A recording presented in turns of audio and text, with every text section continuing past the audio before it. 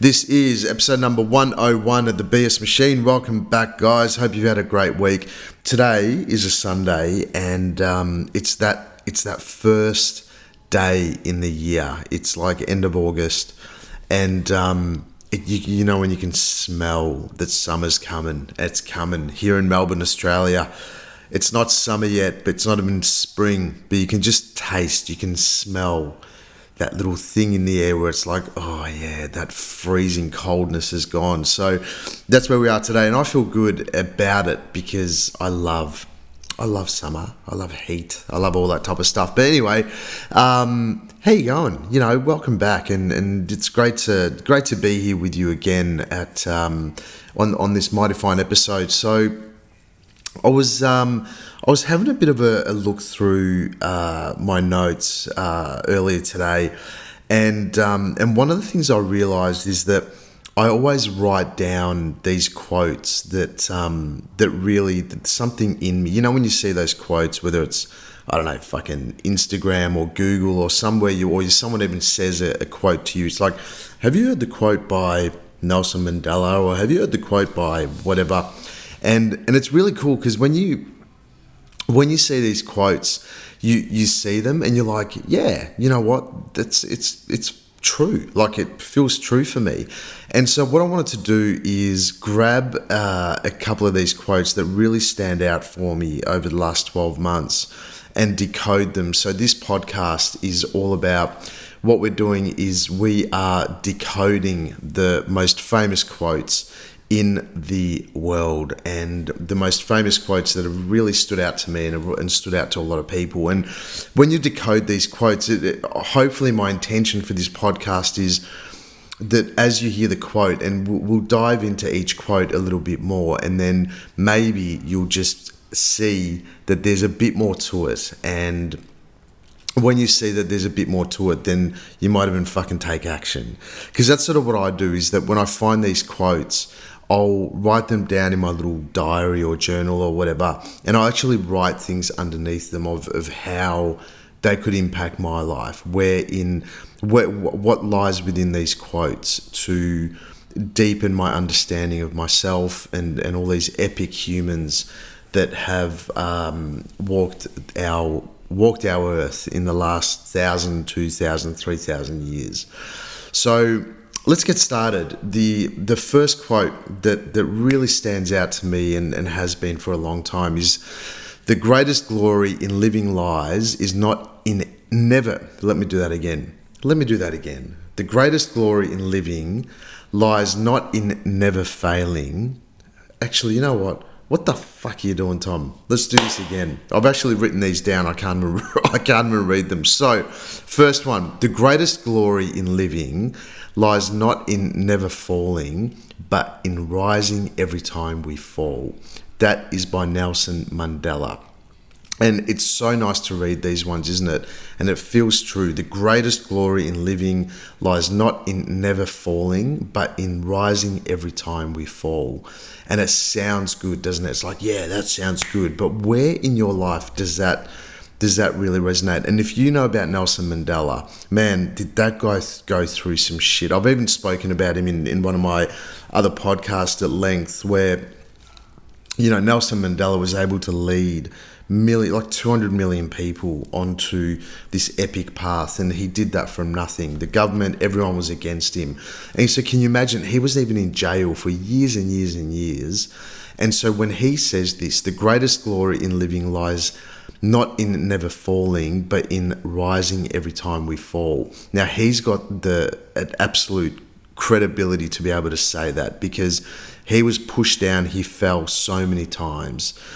And what that promotes for us, well, for me anyway, is to understand that falling is actually part of life. But if you fall and you never rise again, you're fucked, because you're just going to stay at that I guess that lower level, because you need to learn how to fall and pick yourself back up again and stay true to who you really are. And Nelson Mandela has absolutely the credibility to talk about that. So, even if you grab these quotes and write them down as I'm talking through, or you realize in your life, if you're driving or whatever, you sort of think about it in your life. Where is it that you've fallen a number of times and you've sort of given up? But imagine if you just rose to the occasion every single time you fall. That's success right there. So that's why I want to start with that. There is another one by Walt Disney. I love Walt Disney's one because he's such a character, but obviously he's the guy that started Disney. And his quote is, "The way to get started is to quit talking and begin doing." The way to get started is to quit talking and begin doing. Very true. How many of us yap on about our dreams, or yap on about, this is what I'm going to do, this is what I'm going to do, and then do fucking nothing about it? We just end up talking about it for the next month, years, whatever it takes, and you're still talking about some shit that you were wanting to do, maybe a year ago or 2 years ago. So imagine if you just stop talking about it. Sometimes with my stuff, I don't tell anyone about it. I just begin doing it, and then it'll just unfold, and people will be like, "Oh, what are you doing? I saw you doing that." And I'm like, "Yeah, didn't talk about it. I fucking did it." So it's a big, and Walt Disney, if you look into him, what a character that guy is. Another character which I love and look up to, and what a man, like fucking asshole, but what a man. Like, he's created some epic things. This is, I'm not even going to tell you who it is, you probably know who it is. "Your time is limited, so don't waste it living someone else's life. Don't be trapped by dogma, which is living with the results of other people's thinking." Let's read that again. "Your time is limited, so don't waste it living someone else's life. Don't be trapped by dogma, which is living with the results of other people's thinking." That is Steve Jobs. Wow, wow, wow. Can you imagine what he would have had to go through to start Apple? And he was kicked out. If you've seen the movie or read up on Steve Jobs, he was kicked out. He was bloody pushed down. The board got rid of him. He was too fucking crazy. And he was just like, "You know what? I'm not going to live and be trapped by other people's dogma. I'm not going to live the results of other people's thinking," which was his board. "Your time is limited, so don't waste it living someone else's life. Don't be trapped by dogma, which is living with the results of other people's thinking." Fucking cool, man. Like, where in your life do you think that you're trapped by other people's dogma, where you're living based on other people, or the way that other people see the world, or you're trapped by other people's thinking? Other people's thinking is going to create their results, not yours. You are so fucking unique. Everyone in this world is unique. You are unique, and your thoughts, your ideas, your intentions, they're fucking yours. And know that you're not immortal. Well, not yet anyway. You're not immortal, so your life, your time is limited here. Why would you fucking waste it on living someone else's life? I reckon it's a big one. Really good memory. Next one.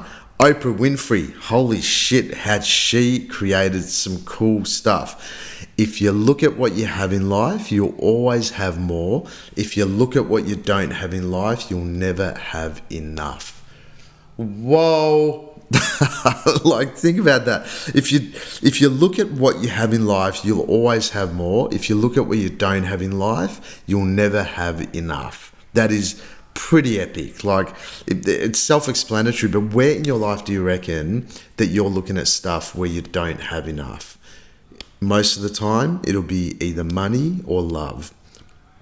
I'm just being general, but that's probably the most, knowing what I know about people. Most of the time, everyone's like, "Oh, I don't have enough money. I don't have enough love. I don't have a relationship. I don't have enough money to buy this. I want to go here. I don't have enough." But imagine if you looked at what you have in your life already, then you will always have more. And sometimes, you could even come down to, and I've done this before when I've been really down and out in life, I've actually come back and just sat and I've gone, fuck, I have breath. Wow. And then build from there. I have a roof over my head, build from there. I have a car, build from there. I have incredible friends, build from there. there's always stuff in your life that you can put the energy into and look at and go, man, I'm so fucking grateful that I have these things. And this is the thing, guys, you've really got to dig in here, because the more you sort of dig in and the more you look at look at these quotes. So and really my intention here is, when you see these quotes, they come across you, it's almost like you've got to be in a place where it's like, you know what, I was meant to see that. And I believe that there's never mistakes. So there's probably no mistakes that you're listening to this podcast. Because so when you see quotes or things pop up, even if it's on Instagram and whatever, and isn't it funny, Instagram is basically just a quote central. So if you ever want to see a quote, just open up Instagram or Facebook or whatever, and you'll see something. But the ones that stick with you, there's a reason why. It's like you're attracted to it, and there's a reason why. So if I was you, I would get into the habit of having a pen with you or having a little booklet with you, even in the car. And when you hear something that really tickles you or gets you, then write it the fuck down and just ask yourself, where in my life could I maybe do what I'm being attracted towards with this quote? Okay, let's move on. Spread love everywhere you go. Let no one come to you without leaving happier. Oh, Mother Theresa. God, what a woman. How many lives did she change? Spread love everywhere you go. Let no one ever come to you without leaving happier. I reckon that's so fucking epic. And a really good example of that would be, this is just an example that I literally picked up the other day. I heard someone else mention this, and I was like, you know what? Yeah, I'm going to start doing that. And I did start doing it.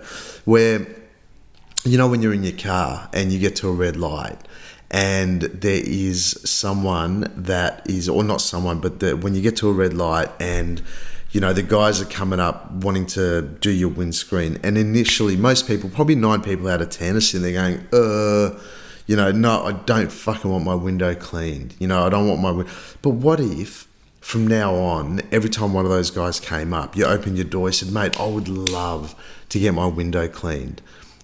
Go for it. And most of us have a couple of bucks sitting in the car, and just get your couple of bucks, give it to the guy and go for it. And just that in itself. And you know what? Most of the time, your window's probably fucking dirtier than when the guy left, but so what? It's like, listen, spread the love everywhere you go. Let no one ever come to you without leaving happier. Man, the last few times I've done this thing where, I stop at the red light, the guy comes over, I'm like, yeah, dude, do my window, and I give him a couple of bucks. He's like, the last time the guy's like, oh, dude, you don't know how much this means to me. It really does make a difference. I almost started bawling my eyes out. Just and me creating happiness for this dude brought happiness to me, because I'm like, you know what? I'm just changing my perception. Okay, you get the idea. So where in your life could you spread more love everywhere you go and let no one ever come to you without leaving happier? This could be a simple thing. This could be a more complicated thing where you're in an argument with someone or you've got a disagreement, but how could you make sure that they leave happier and you're just spreading love everywhere you go? Sometimes you need to be a little bit more creative. All right, let's move on. The future belongs to those who believe in the beauty of their dreams. Oh, my Lord. And Eleanor Roosevelt, First Lady to Benjamin Franklin. Man, or sorry, whatever, was it Benjamin Franklin, the Prime Minister, whatever Franklin. Franklin Roosevelt, I think it was. Yeah, that's him. Sorry, my bad. Franklin Roosevelt. So she was the First Lady, the longest serving First Lady to the US Prime Minister, Franklin Roosevelt. The future belongs to those who believe in the beauty of their dreams. She created such change with so many people being the First Lady. She really was unbelievable. Just read up on her. Eleanor Roosevelt. The future belongs to those who believe in the beauty of their dreams. I fucking love that. That is so cool. And what that represents is the dreams that you have. Bring it on. Believe that is the shizzle. You have to believe in it. If you believed in it even for 0.5 of a second, You got to keep that belief going. You got to keep it going, and that is the beauty of you. That is the beauty of your dreams. The future belongs to those who believe in the beauty of their dreams. Fucking beautiful. All right, let's move on. Benjamin Franklin. You know what he did? He invented electricity. That's fucking cool. He did that lighting rod thing, where he invented the lighting rod and in turn realized that this thing called electricity. Benjamin Franklin. This is his quote: "Tell me and I forget. Teach me and I remember. Involve me and I learn." Tell me and I forget. Teach me and I remember. Involve me and I learn. Benjamin Franklin invented electricity. Fuck, how cool is that? It's true. If you tell someone something, they're like, whatever. If you teach someone something, they will remember it. However, if you involve someone in your thing, you involve them in, then they get it. They're like, right, I know what you're all about. And you have to find a way to involve people in your dream. You have to find a way to involve people in your life. This might mean a partnership. This might mean using someone as a mentor. Get them involved in your life. All you have to do is ask. If you tell someone something, they're going to forget about it straight away. If you teach them something, they remember, but there's nothing really behind it. And if you involve someone in your life, in your dreams, in your intentions, you're on. All right. The best and most beautiful things in the world cannot be seen or even touched. They must be felt with the heart. Helen Keller, she's a women's advocate. She literally changed women's rights forever. This was back in, I think, 1800s or something. But Helen Keller, wow, she was the one that really stood up for women and really pretty much shifted the idea of women and their rights. And this is when women started going, okay, cool, I'm gonna fucking work. I'm not just a housewife. I'm getting out there. I'm gonna get a job, do some cool shit. So this was her. The best and most beautiful things in the world cannot be seen or even touched. There we go. They must be felt with the heart. Let me read that again without the burp. The best and most beautiful things in the world can not be seen or even touched. They must be felt with the heart. How does that, when you feel something, like, yeah, baby, like when you feel it, you're like, oh, I've got it. It's in there. I get it. I feel it. That doesn't, even with shitty stuff, when you feel anger, when you feel frustration, you're in it. You can't really see frustration. You can't see love. You can't see forgiveness. You can't see fucking joy. It can't be touched. It has to be felt with the heart. And that's why all the yogis say, all the famous yogis and whatever, when we start a yoga class or end a yoga practice or any meditation practice or any of these self-healing practices or spiritual practices, hands to heart, and you bow into the heart. And they say that everything stems from the heart, and I reckon that's true, because when you're in your heart, you're feeling shit. You can't touch it, you can't see it. And that is Helen Keller, women's advocate, changed women's rights forever. All right, Aristotle. Is that how you say it? Aristotle? Aristotle. Anyway, everyone's heard of Aristotle, famous philosopher. It is during our darkest moment that we focus to see the light. Let me read that again. It is during our darkest moments that we must focus to see the light. Fucking oath. How easy is it when we're in our darkest moments to just go deeper down the rabbit hole? Where in your life at the moment, or maybe even generally, if you're in a place of darkness, do you know how to pull yourself out of it? Talked about this many times before. We must focus. Focus creates our reality. When you're focusing on the shit that is irrelevant, when you're focusing on things that are dark, when you're focusing on things that, where people have wronged you and all that type of stuff, what are you going to do? You're going to bring more of that shit in. And man, that's just going to keep going. So you have to learn how to shift and change and direct your focus. Where in your life are you experiencing shittiness? Wherever that is, you're focusing on the darkest parts. It is during our darkest moments that we must focus to see the light.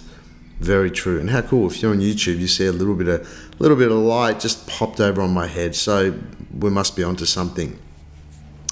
All right, let's keep going. Whoever is happy will make others happy too. Anne Frank. Do you remember that book, The Diary of Anne Frank? She was in the Holocaust, and she was one of the most famous Holocaust survivors. Jewish woman, and she did a diary when she was in the Holocaust, and it's The Diary of Anne Frank. And what an incredible book! If you haven't read it, you have to read it. It's unbelievable. Whoever is happy will make others happy too. So she would have pulled that. Can you imagine her being in the Holocaust, in the darkest, most disgusting, most humanly challenging place most people probably have, like you could ever be in? And from there she realized that if you can find happiness in those really crappy moments, you can make others happy too. And this is where this whole thing comes in of reflection. You're finding, the way that you are, you attract the same people in, but also however you are, that energy gets put outward. That energy gets reflected outward. And when whatever you put out there is going to be reflected back on you. So it's quite important, I reckon, don't you think? It's like, man, you've got to think about this shit, because as you do unto others, others do unto you. And I guess it's another quote, whoever that was. I think it was Jesus or whatever. Or it's in the Bible, so it must have been Jesus. So anyway, I don't know about that one. But whoever is happy will make others happy too. And that's also, if you're in a space where you want to help and empower other people, man, like, how can you help and empower other people if you're just a sourpuss, just sitting there feeling fucking sorry for yourself and being a victim? You can't. I mean, it's impossible to be a conduit for other people, to other people's happiness and whatever. And I've met, like, through my journeys, like, there's been times when I've met people who are, either coaches or yoga teachers or whatever other spiritual teachers, and it's like a yuck energy to be around them. They gossip, they carry on, and it's like, no, you know what? I'm actually good. I've got my own thing going on.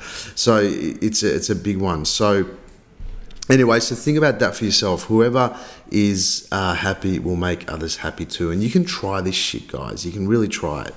All right, here we go. Ralph Emerson.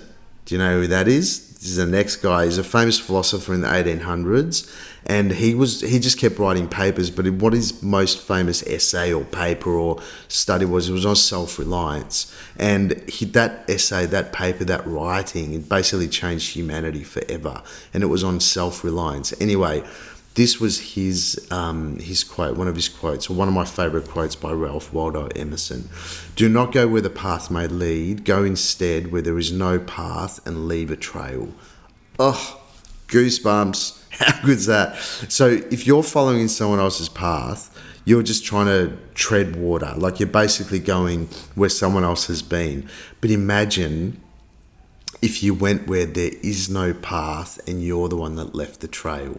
And this is usually why, if you think about it, when we have ideas, when we have, these brilliant light bulb moments, they're so epic at the start because you don't realize yet, your ego hasn't got involved yet, where you're like, oh, fuck, well, if I do that, I'm going to have to literally create a path for others to follow along.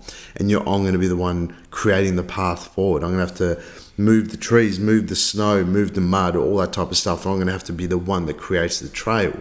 Now, that's fucking tough to do. And it's not. We just assume that it's tough to do, but it's not where the pathway may lead. Do not go where the path may lead. Go instead where there is no path, and leave a trail. Oh, love it. Where in your life can you do that? And if you're writing these down, good, because they're fucking important. All right, I've got a few more before we finish up. So, where are we? We've done Walt Disney, darkest moments, done. Oh, here we go. Abraham Lincoln. Ooh, we all know who that is. Remember that statue or whatever, the US president? So, he's a smart dude. Fucking asshole again, but it's a very smart dude. In the end, it's not the years in your life that count, it's the life in your years. What does that mean? What does that mean? In the end, it's not the years in your life that count, it's the life in your years. So what that means really in this moment right now, is there life? Is there fucking balls and vagina in your life right now? That's what that means, is your essence. Not balls and not vagina. That's just what came out. But what is their true essence in what you're living at the moment? Where you are, what in this moment, is there essence in your life? Is there happiness? Is there joy? Is there you going out there and getting shit done? In the end, it's not the years in your life that count, it's the life in your years. So fucking powerful. I don't even need to go too much into that. All right, so the next one, I'm moving on to the next one. Many of life's failures are people who did not realize how close they were to success when they gave up. I've mentioned this before. This is by Thomas A. Edison. Who else could say this? And like this guy, as we know, he's a famous inventor, came up with the light bulb, and he also invented the picture camera, like the motion picture camera.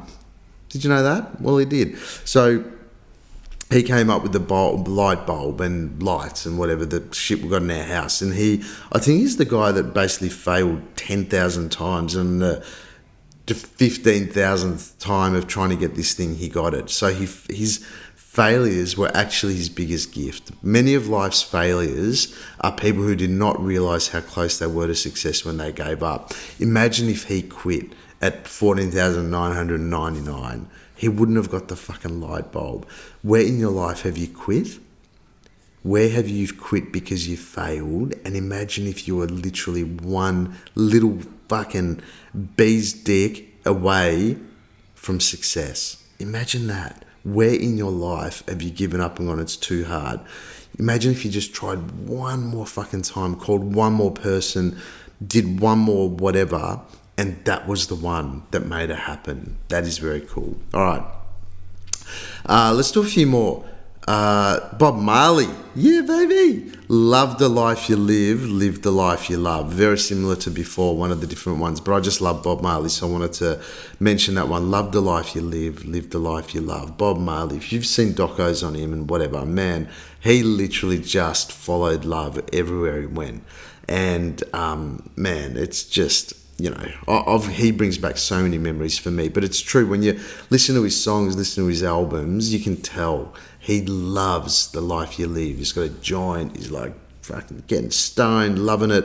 But that's his love, that's his joy, that's his happiness. All right, let's move on from that one, because that's a simple one. But it's usually the simple ones. But actually, you know what? This is funny, because it's the next one that I want to share. Life is really simple, but we insist on making it complicated. Confucius. Do you guys know who Confucius is? He was around like in 500 BC. And he's the guy that basically made education readily available. So he established and came up with the art of teaching. He's the guy that just wanted to start teaching and showing and getting people into a place where they're able to learn. Like even flew out slaves and shit back then in 500 BC. He wanted to make education, philosophy readily available for the whole planet, and fuck did he do that. Life is really simple, but we insist on making it complicated. Oh, I love it. So fucking cool. Because it is. Life can be simple. And we know, obviously, what all the things that bring us happiness are usually quite simple things. But then we try and make it complicated by fitting in with Joe blogs down the road, or believing that we need this in order to be happy. It's fucking simple. But then it's really up to us to be able to go, okay, cool. Well, what am I prepared to let go of? What belief systems, what shit am I ready to let go of in order to stop making life complicated? Because if life is complicated, it basically means you got too much shit in your life that you're trying to uphold, and it's going to send you into total anxiety, depression. All right, let's move on. So that's pretty simple. Even the stuff that I was saying, I'm right there. You probably got a few things out of that where you're like, you know what, Tommy? Well, not me. You're fucking right. Anyway, you know Henry Ford. He developed the Ford Motor Company. I love this one, and I say this quite often in my yoga classes. Whether you think you can or you think you can't, you're right. Whether you think you can or you think you can't, you're right. That is very on the money. On the money, baby. Whether you think you can or you think you can't, you are right, which is so true. So if you're going, I can't do that, you're fucking right. It's 100% on the money. You can't. If you're going, I can do that, sounds very different, you're right. You can do it. It's about finding a way. But if you're saying, I can't, I won't, I can't, it's so boring. What if you just went, I can? You started practicing that. Yes, I can do that. Yes, I can do that. Yes, I can do that. Or yes, I fucking will do that. Imagine starting to talk like that. Imagine training your mind to be able to talk in that way. All right, so moving on. There's this guy, he's actually really famous, George Adair. He's like a real estate guru. And he, I think in Atlanta, he developed like the rail cars or whatever in Atlanta to connect the whole city. And that in turn made his real estate empire even bigger. But George Adair, this is another great one. I love this quote. Everything you've ever wanted is on the other side of fear, which is a similar one to Thomas Edison, isn't it? Because it's that thing. It's like everything you've ever wanted is on the other side of fear. So if you're fearing doing something, the only thing that's that's stopping you from getting to where you want to go is fear. Because usually the fear, you would have heard that before, false evidence appearing real. That's the phenomenon or whatever they call it. Fear, false evidence appearing real. Many people have heard that. If you haven't, it's a pretty cool thing. False evidence appearing real, which is basically what fear is. And imagine, because fear, it's like totally false. It's like you're fearing something that hasn't happened yet. It's not even there. You're just fearing something that you've fucking made up in your head. But imagine if you step through that fear, on the other side of that is everything you've ever wanted. And that sounds pretty fucking cool. All right, one more. Let's do one more. Okay, let's do one more. Here we go. This is a good one.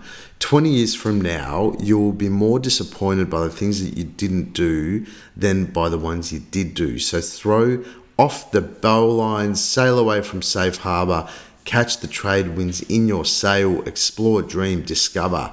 You know who wrote that? Mark Twain, the famous author. And what an author he was. The amount of books, man, he can't do fucking right one thing wrong town, can he? 20 years from now, you will be more disappointed by the things that you didn't do than the ones you did do. So throw off the bow lines, sail away from the safe harbour, catch the trade winds in your sails, explore, dream and discover. Mr. Mark Twain, holy moly. Man, that is pretty cool. Like, it's true, isn't it? However old you are, project yourself 20 years into the future. Even now, like how often he's saying, oh, I wish I did that when I was 20. I wish I did that when I was 15. I wish I did that. I wish I bought that when I could have. I wish I did this. I wish I did that.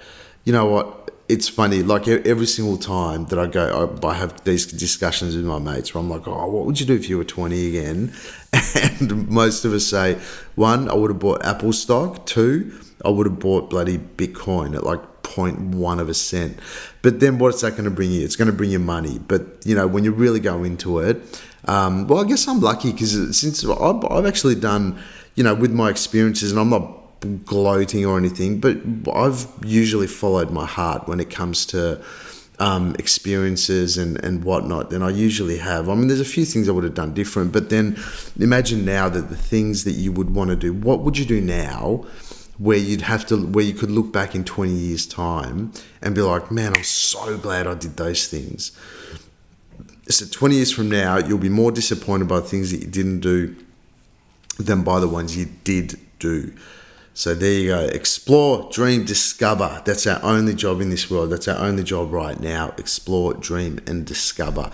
Anyway, guys, I wanted to share my favorite quotes with you guys that really bring out stuff from me. And you know, if you, whether you resonated with any of those or you've got your own ones, I think it's important that when something comes into our life that we're attracted to, that is naturally something like, oh, I feel that, you've got to explore it. Like, get in there, do a little digging. It would take you 3 minutes to go, you know, write down a quote and go, okay, where in my life? Where in my life? Where in my life? Or how could I do this better? And then it's simple. You just write it down and it's like, fuck, it's there. It's happening. Anyway, love you guts, guys. Thank you for joining me this on this epic Monday morning. And have yourself a really cool week. Go get some shit done. And I will see you and talk to you and feel ya next week. See you, gang.